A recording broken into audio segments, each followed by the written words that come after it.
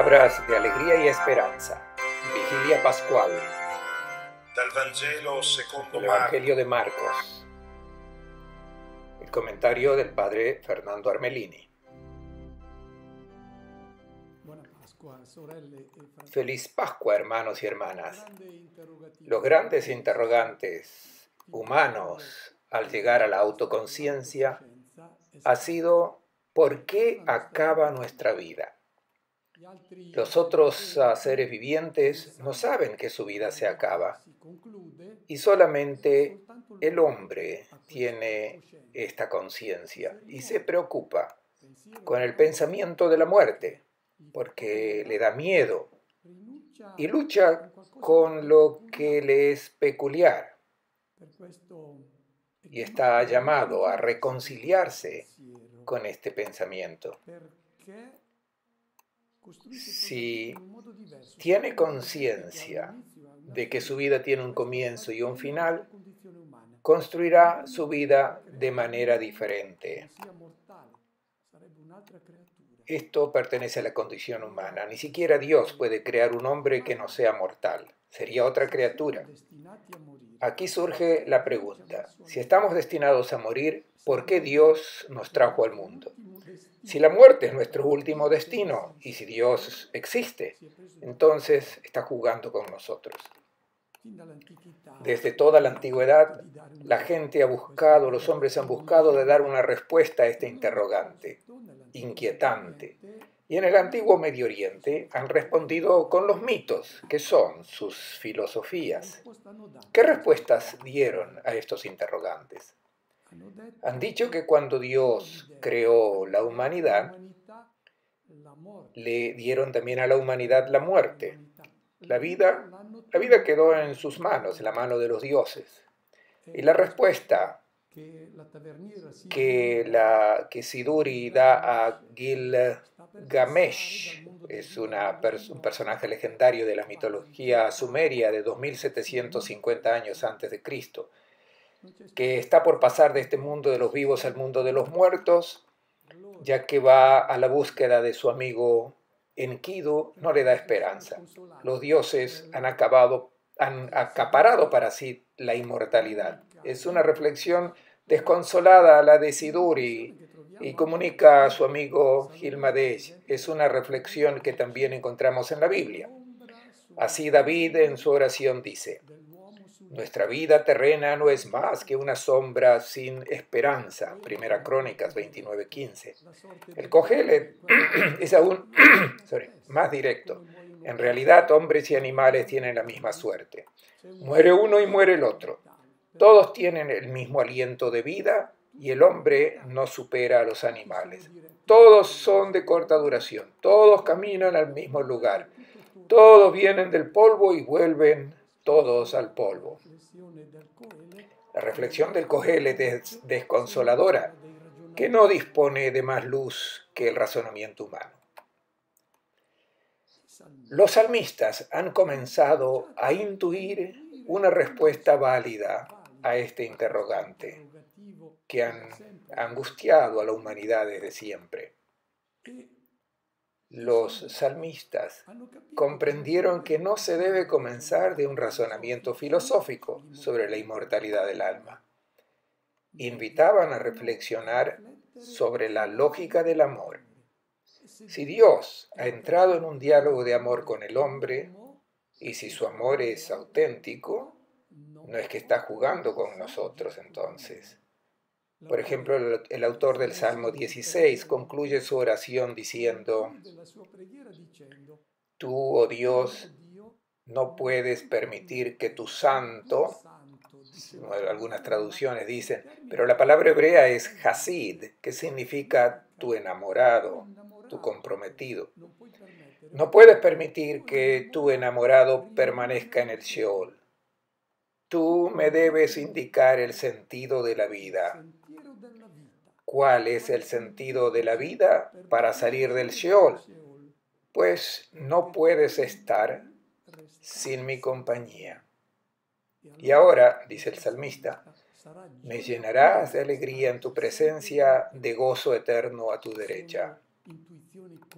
Estas son intuiciones de los salmistas y son correctas, pero aún no tienen la respuesta segura sobre el sentido de la existencia humana. Es en la noche de Pascua cuando Dios ha dado una respuesta definitiva a este interrogante. Tratemos de imaginar que estamos sobre el Calvario en la tarde de aquel viernes 7 de abril del año 30, el día en que Jesús fue crucificado. José de Arimatea se está alejando, luego de haber hecho rodar esa gran piedra delante del sepulcro. Asistió a la muerte ignominiosa de un justo, uno que ha vivido amando y solamente amando. Y creo que su reflexión lo ha llevado a concluir, para utilizar las palabras del Kohelet, una misma suerte toca a todos, al inocente y al culpable, al puro y al impuro, al que ofrece sacrificios y al que no los ofrece, al justo y al pecador, al que jura y al que tiene reparo en jurar. Una misma suerte para todos. Mientras viven, piensan locuras y después a morir. José de Arimatea debió haber acabado así desconsolado. Desciende la oscuridad y el silencio ahora sobre la ciudad de Jerusalén. Las familias están reunidas en las casas que están iluminadas, celebrando la cena pascual. Nadie se mueve, porque ha comenzado el gran reposo, y es así como transcurre el sábado de la Pascua hebrea. Jesús ha sido puesto en el sepulcro y la gente está reunida en las casas para la cena pascual. Transcurre el sábado y al atardecer de aquel sábado comienza el nuevo día. Y así es que algunas mujeres salen de sus casas, pues el reposo de la Pascua ha acabado. Son las mismas que han asistido en la distancia a la muerte del Maestro y a su sepultura. Escuchemos la narración. Cuando pasó el sábado, María Magdalena, María de Santiago y Salomé compraron perfumes para ir a ungirlo. El primer día de la semana, muy temprano, llegaron al sepulcro al salir el sol. Se decían, ¿quién nos correrá la piedra de la entrada del sepulcro?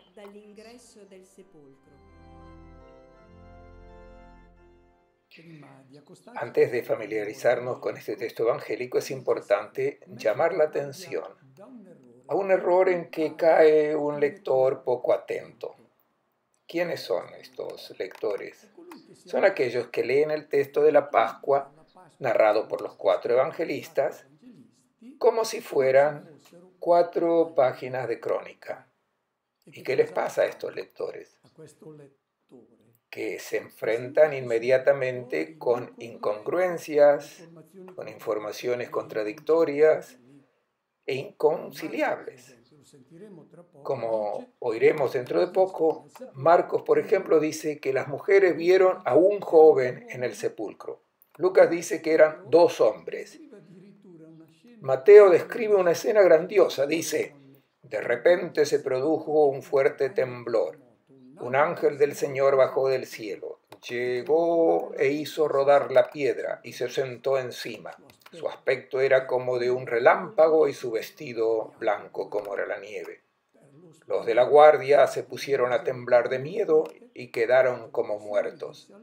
El ángel dijo a las mujeres, ustedes no teman. Llegado aquí, el lector poco instruido se encuentra desorientado y confuso y se pregunta, ¿qué es lo que las mujeres han visto? ¿Quién me aclara esto? Pero el lector inteligente se hace otra pregunta, y es la que nosotros debemos hacer, y es esta. ¿Qué me quiere decir el evangelista y todos los evangelistas con estas imágenes que emplean? ¿Qué lenguaje utilizan? Pues hay que distinguir el mensaje del lenguaje. Las imágenes sirven para mostrar el mensaje. Necesitamos confrontar la imagen como si se tratara de una crónica, que no lo es. Hay que tener esto presente para comprender de verdad el mensaje del evangelista. Nosotros, en esta noche de Pascua, nos encontramos con la versión de esta experiencia de la Pascua tal como está narrada por Marcos. Y nosotros trataremos de comprender lo que el evangelista nos quiere decir. Y comenzamos por la explicación de la razón por la cual las mujeres se dirigen al sepulcro. Marcos dice que van para ungir el cuerpo de Jesús. Parece una información, pero en realidad no lo es. No había costumbre de ungir el cadáver. Solamente se lo lavaba, se lo vestía y luego se lo envolvía en una sábana. De hecho, Mateo y Juan dicen que las mujeres fueron a visitar al sepulcro.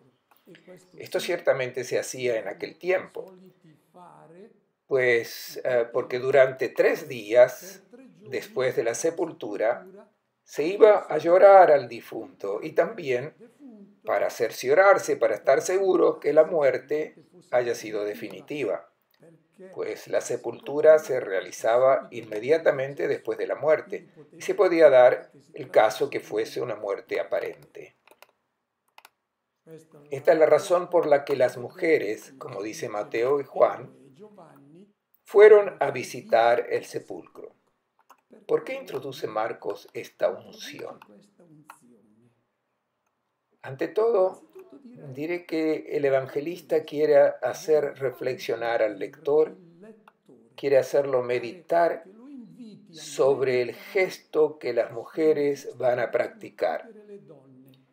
Es lo único que la persona puede hacer de frente a la muerte. Ungir un cadáver, embalsamarlo, pero ¿qué se obtiene? El que embalsama un cadáver no vence a la muerte. Construye en realidad un monumento a la victoria de la muerte. Y es por eso que el evangelista nos quiere hacer reflexionar. La persona, con toda su capacidad, no podrá nunca vencer la muerte. Son solamente paliativos los que busca para prolongar la vida de alguna manera. Bueno, pero existe otra razón. Para ungir el cuerpo de Jesús, las mujeres deben hacer rodar esa piedra que separa el mundo de los vivos del mundo de los muertos. Pero esa piedra es inamovible. El evangelista Marcos quiere llamar la atención sobre esta piedra.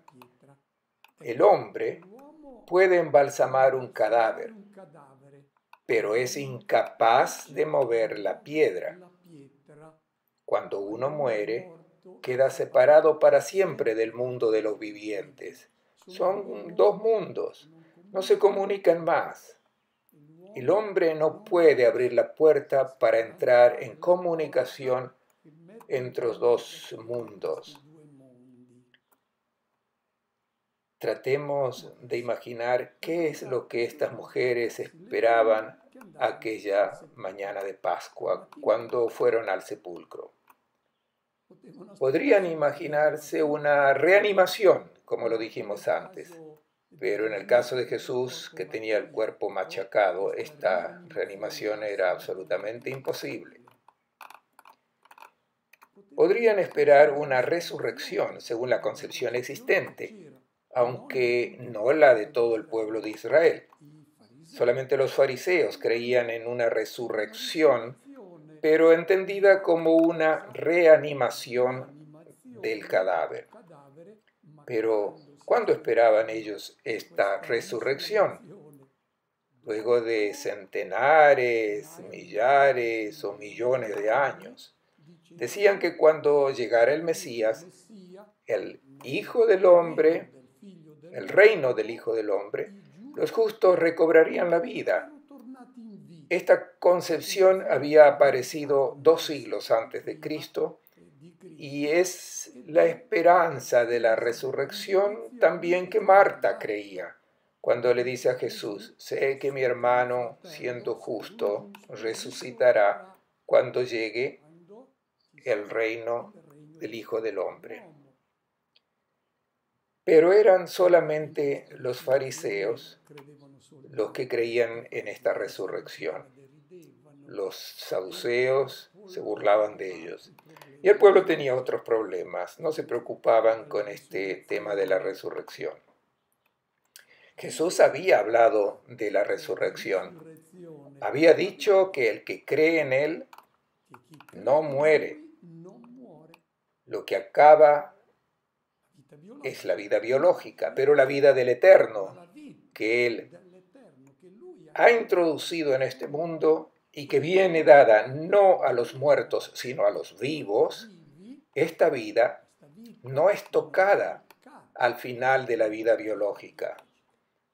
Jesús hablaba de una vida que no acaba, una no muerte. Pero la gente no había comprendido lo que él había dicho. Se necesitaba otra luz, la luz de la Pascua, para comprender lo que Jesús había dicho sobre la victoria sobre la muerte.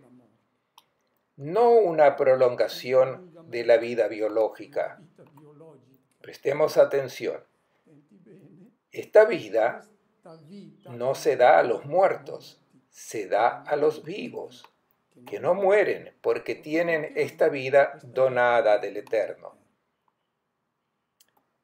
Dice el texto: van el primer día de la semana, muy temprana, llegaron al sepulcro al salir el sol. Tenemos 3 indicaciones de tiempo que son importantes. El Evangelio insiste en decir muy temprano, al salir el sol. No quisiera exagerar la alegoría del símbolo, pero la insistencia del evangelista nos invita a pensar que él está haciendo alusión a la nueva luz que está por conquistar la tiniebla del mundo. Esa tiniebla que ha envuelto en desesperación a la humanidad entera. Ahora esta tiniebla está por desaparecer, despunta la luz de un nuevo día. Y decían a las mujeres: ¿quién nos moverá la piedra? Se trata de un obstáculo que la fuerza humana no es capaz de mover. Solamente una intervención del cielo puede abrir la comunicación entre los dos mundos. Escuchemos lo que encuentran las mujeres que acuden al sepulcro. Alzaron la vista y observaron que la piedra estaba corrida. Era muy grande. Al entrar al sepulcro, vieron un joven vestido con un hábito blanco sentado a la derecha y quedaron sorprendidas. Les dijo: no tengan miedo. Ustedes buscan a Jesús Nazareno, el crucificado. No está aquí, ha resucitado. Miren el lugar donde lo habían puesto. Vayan ahora a decir a sus discípulos y a Pedro que irá delante de ellos a Galilea. Allí lo verán como les había dicho. El evangelista Marcos hace notar que cuando las mujeres van al sepulcro, alzaron la vista. Quiere decir que hasta aquel momento sus miradas fueron hacia el suelo. No se trata de un detalle secundario. Marcos no estaba presente. Se nota que al decir que alzaron la mirada es para dar un mensaje. Estas mujeres son la imagen de lo que la humanidad ha hecho hasta aquel momento. Ha buscado la respuesta al enigma de la muerte, manteniendo la mirada sobre la tierra, poniendo la esperanza de vida en los recursos técnicos, en la ciencia, en la momificación, con la mirada hacia la tierra solamente, habían llegado hasta allí. Hoy las técnicas son distintas. Se pueden llamar clonación, hibernación, pero el objetivo es el mismo: hacer eterna esta vida. Y la respuesta se la busca en la tierra y el resultado será el de siempre. Lo más que se consigue es un prolongamiento de la vejez de esta vida biológica. La victoria sobre la muerte no puede venir de la tierra. De frente al sepulcro, a todo sepulcro,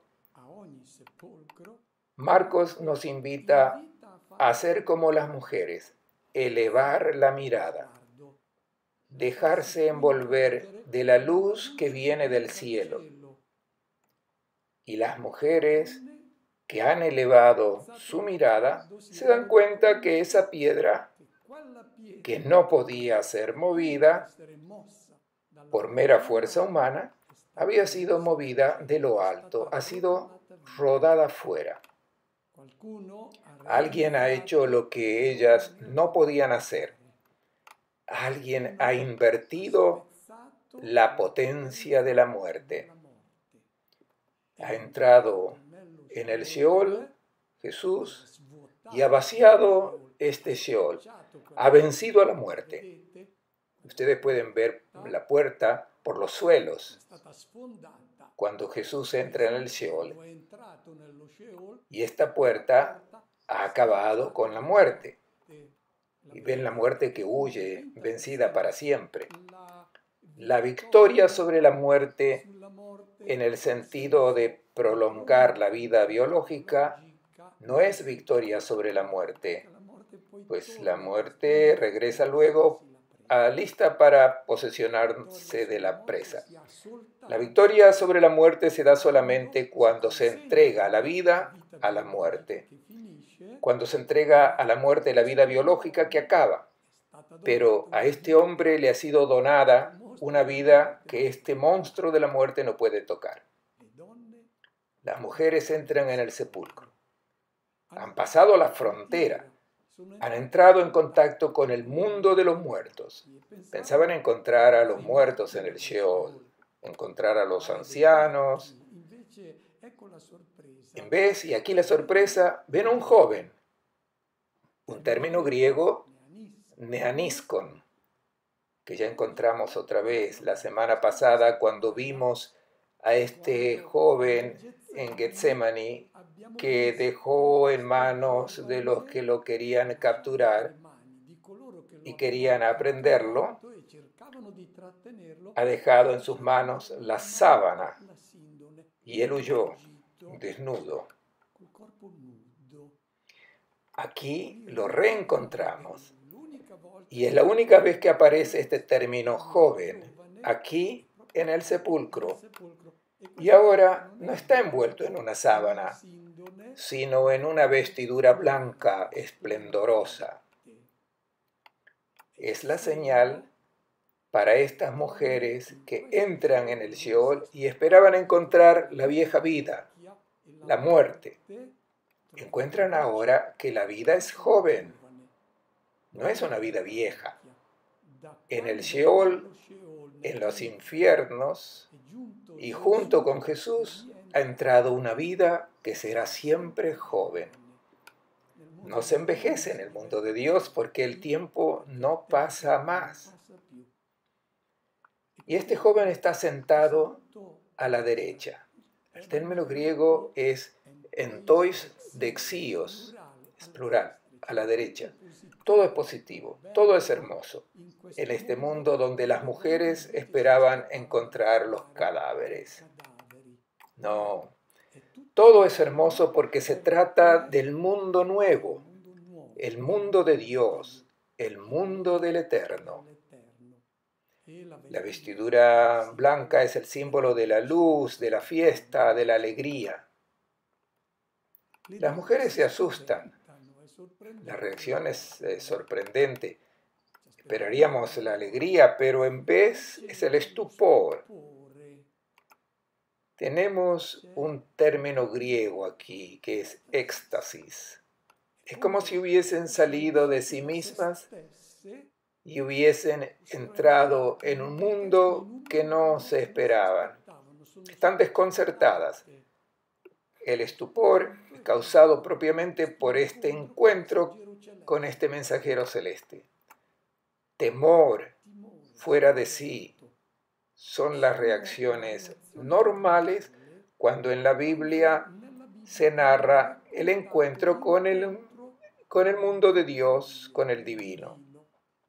Y Marcos, más que los otros, subraya esta reacción de espanto en las mujeres. Esto es lo primero. Este joven les dice a las mujeres: no tengan miedo, ustedes buscan a Jesús Nazareno, el crucificado. Son dos extremos en la vida pública de Jesús. Nazaret, desde donde comienza, y el Calvario, el crucificado. Esta vida ha entrado en el mundo de Dios. No está aquí, ha resucitado. Miren el lugar donde lo habían puesto. Esperaban encontrar no solamente a este difunto en el Seol, la persona querida que había estado sepultada por José de Arimatea, pero del Seol tenían que salir todos los muertos. Y este joven dice: no, aquí la vida es joven. Cuando ha entrado la vida de la eterna con Jesús, ha hecho desaparecer este limbo, este Sheol. Dios ha intervenido, ha cambiado la suerte de este hombre crucificado. Y esta es la invitación que el joven hace a las mujeres. Vayan ahora a decir a los discípulos, a sus discípulos y a Pedro, que irá delante de ellos a Galilea. Allí lo verán como les había dicho. Es el encargo dado a las mujeres, no de contar las experiencias que ellas habían tenido, sino de invitar a los discípulos para que vayan a Galilea, para que ellos hagan la experiencia que las mujeres han hecho. ¿Qué significa esta invitación? Los discípulos tienen que volver a recorrer el camino que hicieron al seguir al Maestro. No han visto dónde acaba la vida entregada. Deben regresar por este camino y al término del viaje se darán cuenta que él tenía razón. Y como el centurión, reconocerán en el rostro de Jesús que dona la vida, el rostro de Dios que es amor y solamente amor. Y percibirán en su interior la voz que les asegurará: si viven como Él, por amor, entrarán en el mundo de los resucitados. Es la experiencia que este joven nos invita a hacer a cada uno de nosotros. Toma nuevamente tus manos este Evangelio según Marcos, que parte de Galilea, camina junto con el Maestro toda su vida y como los discípulos, también nosotros llegaremos al Calvario. Y como el centurión, descubriremos en el rostro de Jesús al Hijo de Dios, al que se asemeja al Padre, porque ha donado su vida por amor. Y Dios es amor y solo amor. ¿Qué hacen las mujeres? Ellas salieron corriendo del sepulcro. Y dice el evangelista Marcos que estaban asustadas y en éxtasis, y de puro miedo no dijeron nada a nadie. Vemos aquí nuevamente este tema del miedo y la conclusión del Evangelio de Marcos, porque es aquí donde acaba el Evangelio de Marcos, y de puro miedo no dijeron nada a nadie. Y ahí se acabó el Evangelio. No existe ningún libro en la literatura mundial que acabe de esta manera. La razón es muy clara. El Evangelio de Marcos no acaba, comienza, porque se ha de regresar a Galilea. Entonces, partiendo de Galilea y caminando bajo la mirada de aquel que dona su vida, entonces sí se concluye este viaje y esta profesión como la del centurión. ¿Por qué tienen miedo las mujeres? El miedo, el susto es una reacción teológica. Las mujeres representan a la comunidad cristiana. ¿Por qué se asustan? Si se hubiesen encontrado con el cadáver de Jesús, habrían llorado, habrían dicho: aquí está un justo que acabó su vida y lo lloraremos durante toda nuestra vida. Y luego sus vidas hubiesen continuado exactamente como antes, con sus interrogantes, con sus proyectos, con sus sueños. Y también los apóstoles hubiesen continuado haciendo la misma vida de antes. Nada habría cambiado, solamente el recuerdo de este Jesús de Nazaret. No se habrían asustado. ¿Por qué se asusta? ¿Por qué tienen miedo? De frente a la resurrección, si él tenía razón, todo cambia. Si él tenía razón, quiere decir que la vida plena no es la que uno guarda para sí mismo, como nosotros podríamos hacer, replegándonos sobre nosotros mismos, sino que la vida exitosa es la que se dona por amor. Y esto da miedo. Si no tenemos miedo, es que no hemos comprendido la propuesta de la Pascua. El hombre exitoso, el que viene introducido en la gloria del Padre, es el que es realmente hijo de Dios, es el que ha donado la vida. El que ha hecho la experiencia de la Pascua no puede sino tener miedo. Si no tiene miedo, quiere decir que no ha comprendido. Existe otra razón. No digan nada a nadie. ¿Por qué no decir nada a nadie? Es exactamente el miedo que tenemos también nosotros hoy de anunciar el resucitado y la Pascua. Cuando anunciamos las propuestas morales que hace Jesús de Nazaret, justamente nos gloriamos. No existe un humanismo más bello que el propuesto por Jesús. Las bienaventuranzas son el ápice de las propuestas que el hombre puede hacer para llegar a una vida humanamente apreciable. Pero la tentación es estacionarnos allí. Y el humanismo cristiano, el que Jesús propone, tiene valor, por supuesto, aunque sea sin la Pascua, porque en lo íntimo de nuestra persona sabemos que el hombre verdadero es el que Jesús propone, no el que mata, el que oprime, el que ofende, el que roba, no, sino es aquel que ama. Este es realmente persona, lo otro es aún un tiempo de las fieras. Esta propuesta se mantendría en pie aún sin la Pascua. Cuando se trata de anunciar la vida, más allá de la vida del Eterno que ha sido donada, también nosotros comenzamos a encontrarnos en apuros. Sentimos hasta cierto pudor de anunciar esta verdad que cambia completamente la manera de relacionarse con la realidad de este mundo. Cambia el modo de ver la vida, la familia, el dinero, la carrera, todo cambia. Y a esta perspectiva pascual también nosotros sentimos pudor de presentarla. A veces, incluso durante la celebración de la vigilia pascual, Los predicadores, en vez de anunciar lo que debe hacer brillar los ojos, esta victoria sobre la muerte, dan muchas recomendaciones muy interesantes, pero muchas veces no se tiene la valentía de anunciar esta verdad central para nuestra fe, la vida del eterno que vence la muerte.